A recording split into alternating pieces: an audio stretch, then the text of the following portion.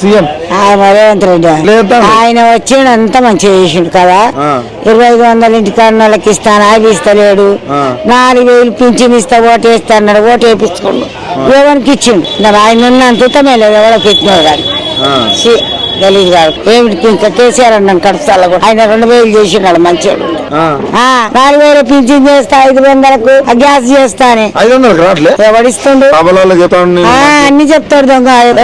15 నెలలు ఎట్టుంది పరిపాలన? ఏముంది అంత పాడు చేసిండు, ఇంకేముంది అయ్యా. కోటీశ్వరాలు చేస్తున్నాడు మహిళల్ని. ఆయన కోటేశ్వరం కాకుండా చాలు, అందరు నడబండబెట్టు. అందరు నడబండబెడతాడు, ఆయన కోటేశ్వరం అవుతాడు. పొద్దున్న లేతే కేసీఆర్ తిట్టుకుంటూ కూర్చుంటాడు. ఆడు నిలబెట్టాలన్నట్టుంటది బద్దుమాషి గారికి. మంచిగా చేసినోడికి అట్నే చేస్తారు. మంచిగా చేసినోడు ఉంటాడు. నాలుగు దొక్కుతా ఆడే గెలవాలి, ఆయనే గెలవాలి. లెక్కకి కేసీఆర్ గెలవాలి. ఈ ఎడమైన పక్క పోవాలి.